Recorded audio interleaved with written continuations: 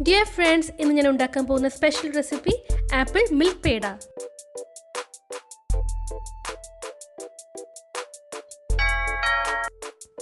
Flame on ആക്കുന്നതിന് മുമ്പ് പാനിലേക്ക് 1 cup milk powder, 1/2 cup condensed milk, ചൂടാക്കിയ 4 ടീസ്പൂൺ പാൽ ചേർത്ത് നന്നായി ഇളക്കുക.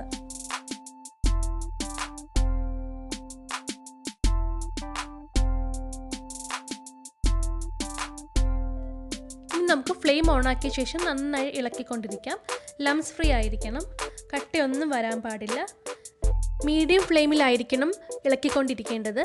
പേട പ്രിപ്പറേഷനിൽ ഏറ്റവും ഇമ്പോർട്ടൻ്റ് ഈ സ്റ്റിറിങ് ആണ്. ഈ ഒരു സ്റ്റേജ് എത്തുമ്പോഴേക്കും 4 ടീസ്പൂൺ നെയ്യ് ചേർത്ത് നന്നായി ഇളക്കി കൊടുക്കുക. വളരെ കുറച്ച് ഇൻഗ്രീഡിയൻസ് കൊണ്ട് എളുപ്പത്തിൽ തയ്യാറാക്കാൻ പറ്റുന്ന ഒരു ഈസി റെസിപ്പിയാണിത്. സ്റ്റിക്കി ആകുന്നവരെ നന്നായി സ്റ്റിർ ചെയ്തുകൊണ്ടിരിക്കുക. ഇതിപ്പോൾ പാനിൽ നിന്ന് വിട്ട് വന്നിട്ടുണ്ട്, സ്റ്റിക്കി ആയിട്ടുണ്ട്. ഇത് നമുക്ക് തണുക്കുന്നതിലേക്ക് ഒരു പാത്രത്തിലേക്ക് മാറ്റാം. നെക്സ്റ്റ് ബട്ടർ പേപ്പറിൽ ഇതിനെ ആപ്പിൾ ഷേപ്പിൽ റൗണ്ടാക്കി വയ്ക്കാം. അതിനായി കൈകൾ നെയ്യ് അല്ലെങ്കിൽ ഓയിൽ ഉപയോഗിച്ച് ഗ്രീസ് ചെയ്തെടുക്കണം.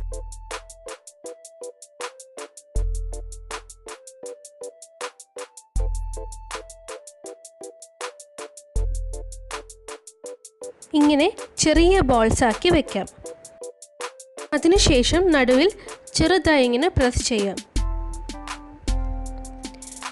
ഇതുപോലെ എല്ലാം ഇങ്ങനെ ചെയ്തെടുക്കുക. നിങ്ങളുടെ ഇഷ്ടാനുസരണം നെല്ലിക്ക അല്ലെങ്കിൽ നാരങ്ങ വലുപ്പത്തിൽ റൗണ്ട് ചെയ്ത് എടുക്കാവുന്നതാണ്.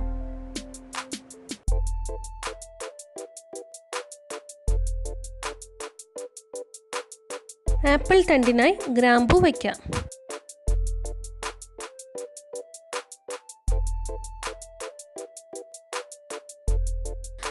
റെഡ് ഫുഡ് കളറാണ് ഞാൻ ആപ്പിളിന് കളർ കൊടുക്കുന്നതിന് എടുത്തത്. 1 ടീസ്പൂൺ ഫുഡ് കളറിൽ 1 ടേബിൾ സ്പൂൺ വെള്ളം ഉപയോഗിച്ച് മിക്സ് ചെയ്ത് എടുത്തതാണ്. വാട്ടർ കളർ ബ്രഷ് ഉപയോഗിച്ച് ആപ്പിളിന് ഇതുപോലെ കളർ ചെയ്ത് കൊടുക്കാം.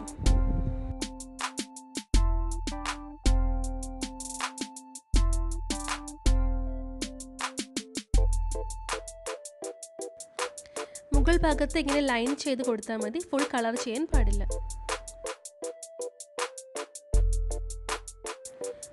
ഇതുപോലെ ബാക്കിയെല്ലാം കളർ ചെയ്ത് എടുക്കുക.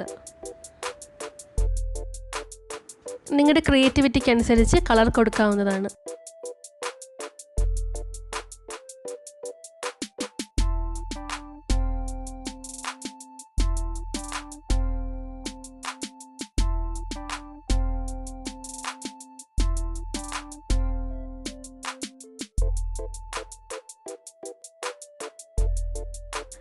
അങ്ങനെ നമ്മുടെ ആപ്പിൾ പേട ഈസിയായി റെഡിയായി.